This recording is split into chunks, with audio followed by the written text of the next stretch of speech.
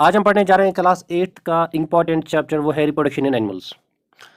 आप इस वीडियो को पूरा देखिए क्योंकि लास्ट में हमने कुछ क्वेश्चंस की प्रैक्टिस की है जो क्वेश्चन एग्जाम में पूछे जाते हैं, क्योंकि इस यूनिट से ज़्यादातर क्वेश्चन जो है वो फाइनल एग्जाम में पूछे जाते हैं।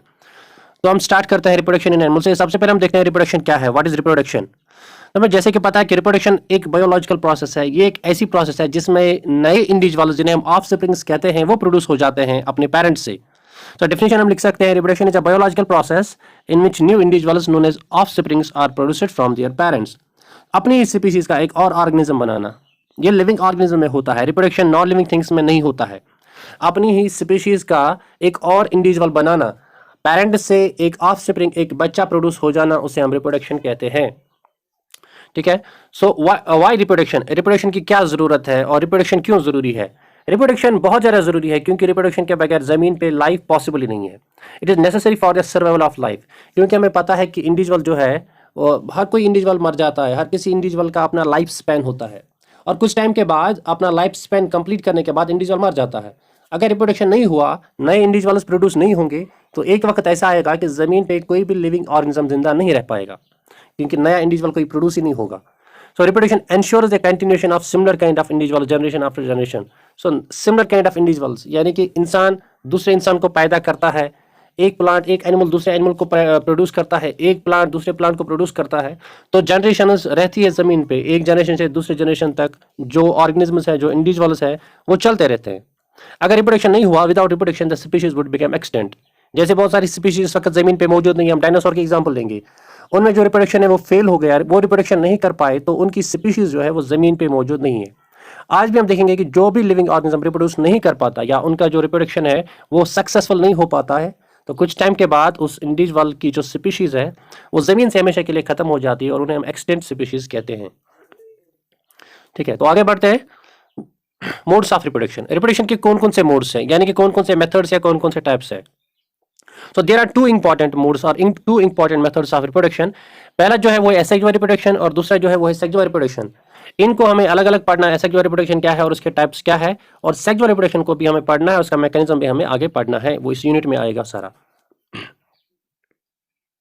सबसे पहले हम देखेंगे asexual reproduction। So asexual reproduction क्या होता है। asexual reproduction वो रिप्रोडक्शन होता है जिसमें एक सिंगल पेरेंट एक नए इंडिविजुअल को, नए ऑफस्प्रिंग को जन्म देता है। So it is a type of reproduction in which a single parent is involved। ठीक है, तो यहाँ पे दो पेरेंट्स की जरूरत नहीं पड़ती है। ठीक, अगर हम एग्जांपल लेंगे एक प्लांट के, हम एक प्लांट से एक ब्रांच काटते हैं या दो ब्रांच काटते हैं, जितने भी ब्रांच हम एक प्लांट से काटेंगे उनको हम जमीन में लगाएंगे, हर कोई जो ब्रांच है वो इंडिविजुअल प्लांट बन जाएगा। तो यहाँ पे एक ही पेरेंट से दूसरे प्लांट्स प्रोड्यूस हो गए, दूसरे इंडिविजुअल प्रोड्यूस हो गए, यहाँ पे दो पेरेंट्स की, मदर फादर की जरूरत नहीं पड़ी। So this type of reproduction is known as asexual reproduction. और इसमें एक और इंपॉर्टेंट पॉइंट ये है कि इस रिप्रोडक्शन में फर्टिलाइजेशन नहीं होता है। Fertilisation means fusion of gametes, male gamete and female gamete, जिन्हें हम सेक्स सेल्स भी कहते हैं। Male sex cell female sex cell के साथ मिलता है तो नया इंडिविजुअल बनता है। लेकिन ऐसा जो रिप्रोडक्शन में सेक्स सेल्स या गैमेट जो है वो प्रोड्यूस ही नहीं होते हैं। यहाँ पे mail and female gamete produce नहीं होते हैं, और वो प्रोड्यूस नहीं होते हैं तो वो फ्यूज भी नहीं होते हैं, और उनके फ्यूजन को फर्टिलाइजेशन कहते हैं, जो कि हम आगे पढ़ने वाले हैं इस यूनिट में। और ऐसा जो रिप्रोडक्शन में फर्टिलाइजेशन भी नहीं होता है और गैमेट्स प्रोड्यूस भी नहीं होते हैं। सो ये सिंपल मोड ऑफ रिप्रोडक्शन है और ये फास्ट मोड ऑफ रिप्रोडक्शन है। अब हम देखेंगे सेक्सुअल मोड ऑफ रिप्रोडक्शन। हालांकि इसे हम आगे और पढ़ने वाले हैं, एक्सप्लेन करने वाले हैं, लेकिन यहाँ पे हम थोड़ा सा पहले पढ़ेंगे, तो कॉन्सेप्ट लेंगे कि सेक्सुअल रिप्रोडक्शन क्या है। सेक्सुअल रिप्रोडक्शन वो रिप्रोडक्शन है जिसमें दो सेपरेट पेरेंट्स यानी कि मेल एंड फीमेल इन्वॉल्व होते हैं रिप्रोडक्शन में। यानी कि यहाँ पे जो बच्चा प्रोड्यूस होता है, यहाँ पे जो लिविंग और न्यू ऑर्गेनिज्म ऑफस्प्रिंग प्रोड्यूस होता है, वो प्रोड्यूस होता है by the involvement of two parents, by the involvement of male parent and female parent. यानी कि जब मदर एंड फादर होते हैं, मिल जाते हैं, तब एक बच्चा प्रोड्यूस होता है। जिस रिप्रोडक्शन में मदर एंड फादर की जरूरत पड़े, दोनों की जरूरत पड़े, उसे हम सेक्सुअल रिप्रोडक्शन कहते हैं। In sexual reproduction fusion of male and female gametes occurs, और यहाँ पे जो फर्टिलाइजेशन है वो हो जाता है, और फर्टिलाइजेशन यहाँ पे नेसेसरी होता है।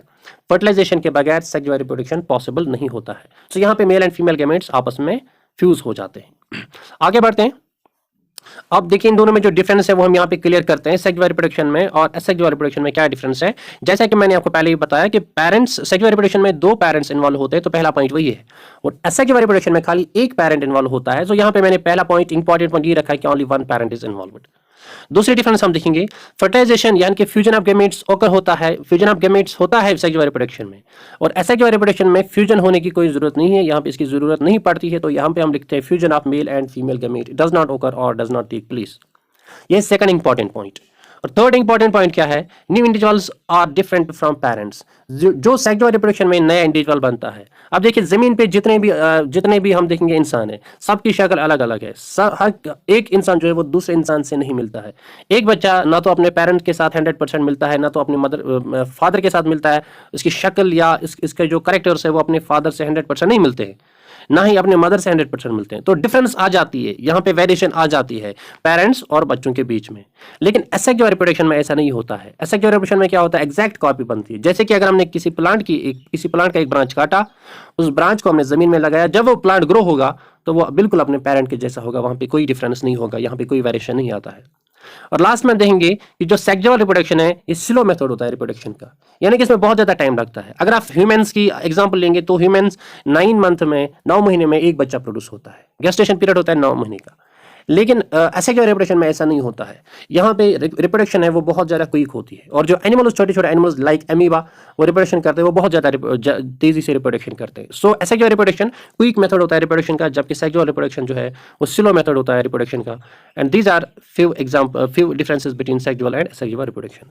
अब हम आगे बढ़ते हैं, अब हम आ जाएंगे मेल रिप्रोडक्टिव ऑर्गन्स पे। सो मेल रिप्रोडक्टिव ऑर्गन क्या है, यहाँ पे मैंने सिंपलीफाइड किया है मेल रिप्रोडक्टिव ऑर्गन को। कौन कौन सा ऑर्गन मेल्स में प्रेजेंट होता है। एक first the pair of testis, singular होता है टेस्टिस TESTIS, और इसका प्लूरल होता है TES testis. A pair of sperm duct जो स्पर्म को कैरी करते हैं, टेस्टिस में स्पर्म प्रोड्यूस होते हैं, और फिर जो इन्हें कैरी करते हैं, जो पाइप्स जो डक्ट्स इन्हें कैरी करते हैं, स्पर्म डक्ट्स कहते हैं। और तीसरा जो यहाँ पे ऑर्गन होता है रिप्रोडक्टिव ऑर्गन, वो है सेमिनल वेसिकल्स। सेमिनल वेसिकल्स कुछ ऑर्गन्स होते हैं जो कुछ फ्लूइड सिक्रेट करते हैं, जो रिप्रोडक्शन में थोड़ा मदद करते हैं। तो यहाँ पे मैंने सिंपलीफाइड 3 पॉइंट्स में से डिवाइड किया है, 3 पार्ट्स में से डिवाइड किया है।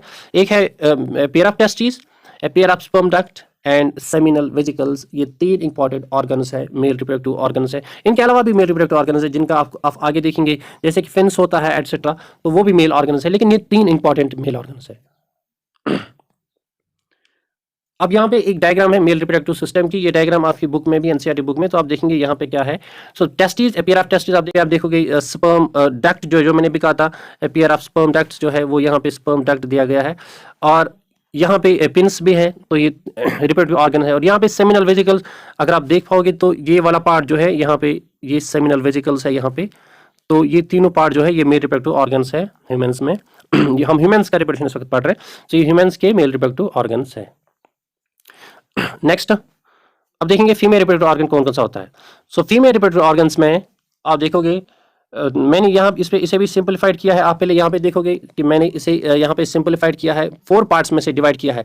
सबसे पहला पार्ट जो है वो है पेयर ऑफ ओरीज। 2 ओरीज होती है, यहाँ पे ओरी है, 2 ओरीज है, तो यहाँ पे राइट एंड लेफ्ट साइड में बिलो लोअर एब्डोमिनल कैविटी में 2 ओरीज होती है। फेलोपियन ट्यूब्स ये भी पेयर होता है, इन्हें हम ओविडक्ट्स कहते हैं। तो यहाँ पे आप देखोगे फेलोपियन ट्यूब्स जो है यहाँ पे, सो ये जो है एग को कैरी करते हैं, ओवरी से जो एग प्रोड्यूस होता है वो कैरी होता है फेलोपियन ट्यूब्स में। इसे हम आगे पढ़ने वाले हैं, ये प्रोसेस कैसे होता है। यहाँ पे इस वक्त हम खाली ये पढ़ने वाले हैं कि रिप्रोडक्टिव ऑर्गन में जो फीमेल्स का होता है उसमें कौन कौन सा पार्ट आता है। उसके बाद है यूटेरस। अब यहाँ पे यूटेरस देख पाओगे, यहाँ पे यूटेरिन कैविटी जो है यही है यूटेरस, और यूटेरस जो है इसे हम वॉर्म भी कहते हैं। यहाँ पे बच्चा जो है वो ग्रो होता है, फीटस जो है वो ग्रो होता है माँ के पेट में 9 महीने तक। और लास्ट में जो लास्ट पार्ट होता है फीमेल रिप्रोडक्टिव ऑर्गन का वो है वेजिना।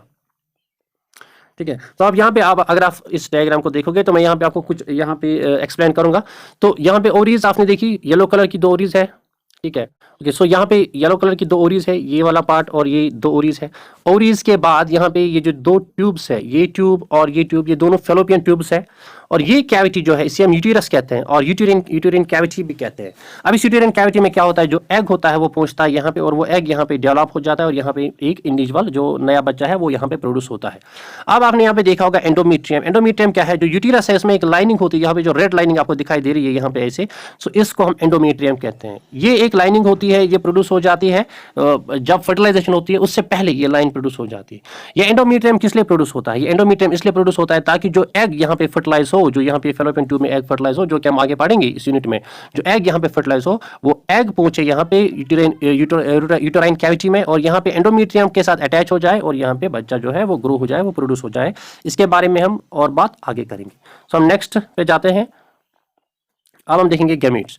तो गैमेट्स क्या होते हैं, सबसे पहले देखेंगे गैमेट्स क्या होते हैं। Gametes are the male and female reproductive cells. जो male and female reproductive cells होती है, जैसे कि मेल्स में होते हैं स्पर्म रिप्रोडक्टिव सेल और फीमेल्स में होते हैं जिसे हम कहते हैं एग या ओवम रिप्रोडक्टिव सेल होती है। सो इनको हम गैमेट्स भी कहते हैं। सो अब यहाँ पे देखोगे द मेल रिप्रोडक्टिव सेल और male gamete are known as sperm. Male gamete को हम स्पर्म कहते हैं और female gamete is known as ova और ओवम और एग, और फीमेल गैमेट को हम ओवा या ओवम या एग कहते हैं। अब जब गैमेट्स प्रोड्यूस हो जाते हैं मेल्स एंड फीमेल्स में, जब गैमेट्स फॉर्म हो जाते हैं, मेल्स में गैमेट फॉर्म होते हैं टेस्टिस में और फीमेल्स में गैमेट जो है एग जो प्रोड्यूस होता है ओरीज में, उस प्रोसेस को हम कहते हैं gametogenesis. So what is gametogenesis? Gametogenesis is the process of the formation of gametes. जब गैमेट्स बन जाते हैं उसे हम गैमेटोजेनेसिस कहते हैं। और गैमेटोजेनेसिस जो है अगर आप नोट करोगे तो ये दो किस्म का होता है, अलग अलग किस्म का, मेल्स एंड फीमेल्स में। मेल्स में चूंकि जो गैमेट होता है वो होता है स्पर्म, तो मेल्स में स्पर्म होता है तो उसको हम कहते हैं स्पर्मेटोजेनेसिस, SPERMATOGENESIS। और जो फीमेल गैमेट होता है तो वो होता है ओवा। तो फीमेल गैमेट को, जो फीमेल गैमेट्स प्रोड्यूस होते हैं उसे हम कहते हैं oogenesis, OOGENESIS, oogenesis। ठीक है। सो आप एट लीस्ट गैमेटोजेनेसिस याद रखोगे। Gametogenesis is the formation of gametes, और अगर आप ज्यादा याद रखना चाहते हो तो आप oogenesis रख सकते हो याद, that means formation of female gametes, and spermatogenesis that is formation of sperms, formation of male gametes. So आगे बढ़ेंगे आप। यहाँ पे मैंने मेल गैमेट्स को अलग एक्सप्लेन किया है, कुछ और एडिशनल पॉइंट्स मेल गैमेट्स के। सबसे पहले male gamete is also known as sperm, जो कि मैंने आपको ऑलरेडी बताया कि मेल गैमेट को हम स्पर्म कहते हैं। नेक्स्ट इंपॉर्टेंट पॉइंट जो है, sperm was first observed in 1667 by Anton van Leeuwenhoek using a microscope. Anton van Leeuwenhoek जो है, इनको हम फादर ऑफ माइक्रोबायोलॉजी भी कहते हैं, क्योंकि इन्होंने पहला जो लिविंग ऑर्गेनिज्म है, लिविंग सेल है, वो बैक्टीरिया, वो डिस्कवर किया है। लिविंग सेल पानी में डिस्कवर किया है एक सेल्फ मेड माइक्रोस्कोप से, खुद इन्होंने माइक्रोस्कोप बनाया है और पहली सेल जो है लिविंग सेल वो इन्होंने डिस्कवर की है। तो इन्होंने ही स्पर्म को भी पहले देखा है माइक्रोस्कोप के अंदर, और 1677 में इन्होंने स्पर्म को पहले ऑब्जर्व किया।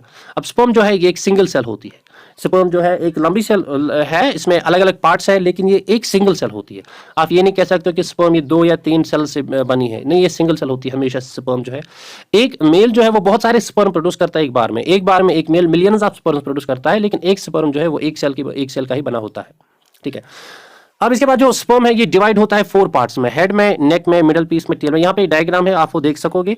सो यहाँ पे जो स्पर्म की डायग्राम मैंने रखी है, तो आप देखोगे यहाँ पे हेड है, ये वाला पार्ट जो है दिस इज द हेड, और ये वाला पार्ट जो है यहाँ पे जहाँ पे हेड टच होता है इट इज मिडल नेक, और ये तीसरा पार्ट जो है इसे हम कहेंगे मिडल पीस, और फोर्थ पार्ट जो है ये वाला पार्ट इसे हम कहेंगे टेल। ठीक है, एक लॉन्ग टेल होता है। सो 4 पार्ट्स में डिवाइड है, एक है हेड, दूसरा है नेक, तीसरा है मिडल पीस और फोर्थ है टेल। तो sperm is divided into 4 parts. ठीक है।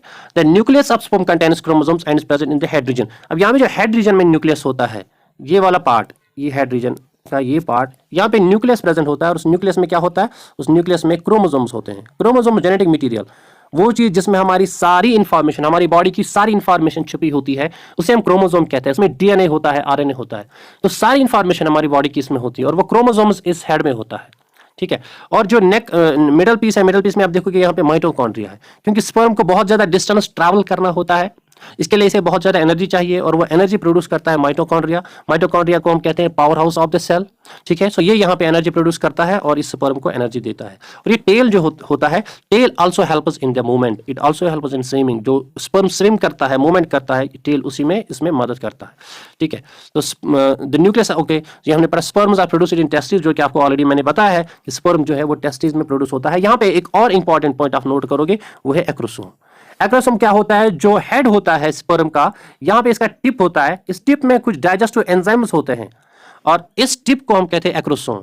So what is acrosome? अब एक्रोसोम क्या है? एक्रोसोम स्पर्म का टिप होता है, जो स्पर्म के हेड के ऊपर होता है।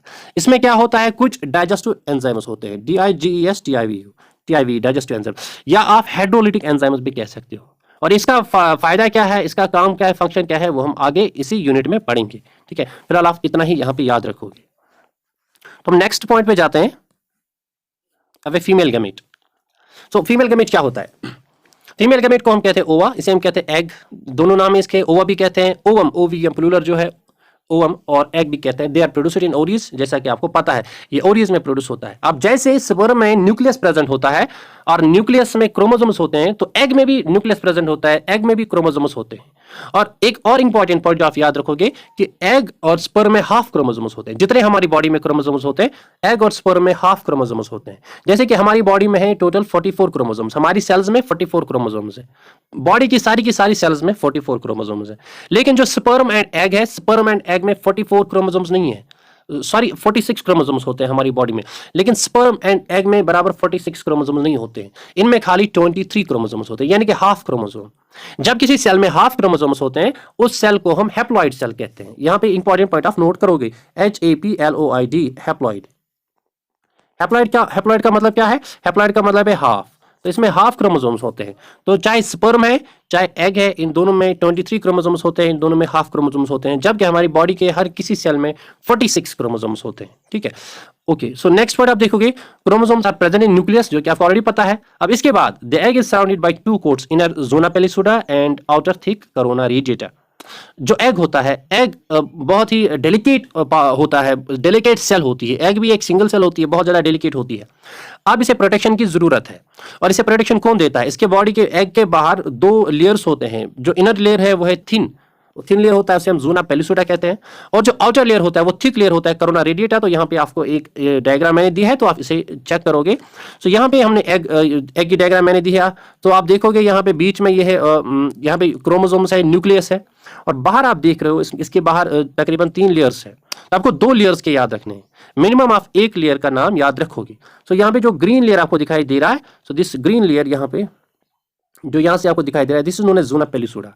और यहाँ पे जो आपको यहाँ पे रेड सेल्स दिखाई दे रही है, बाहर से जो प्रोटेक्शन है, और इनको हम कहते हैं सेल्स ऑफ कोरोना रेडिएटा। तो आप कोरोना रेडिएटा ऐसे कहोगे। तो there are 2 layers surrounding the egg. इसके अलावा भी होते हैं, यहाँ पे आपको मैक्सिमम 2 लेयर्स याद रखने हैं। एक है जोना पेलिसुडा और दूसरा है कोरोना रेडिएटा। अगर आप दोनों में एक ही नाम याद रखोगे, जैसे कि जोना पेलिसुडा नाम याद रखोगे, वो भी काफी 8th में आपके लिए। ठीक है, सो जब एग एंटर हो जाता है सेल में, जब स्पर्म एंटर हो जाता है एग में, तो इस स्पर्म को पहले जोना पेलिसुडा को क्रॉस करना होता है, पहले कोरोना रेडिएटा को क्रॉस करना होता है, उसके बाद जोना पेलिसुडा को क्रॉस करना होता है, इसके बाद ये एग के साथ मिल जाता है। ठीक है, तो यहाँ पे ये स्ट्रक्चर है ह्यूमन एग सेल का। तो इस वीडियो में हम इतना ही कवर करेंगे, क्योंकि वीडियो लंबा जाएगा। तो जो नेक्स्ट पार्ट है वो हम नेक्स्ट वीडियो में, आप सेकंड पार्ट इस वीडियो का बनाएंगे, उसमें जो बाकी यूनिट है वो कवर हो जाएगा। Thank you for watching.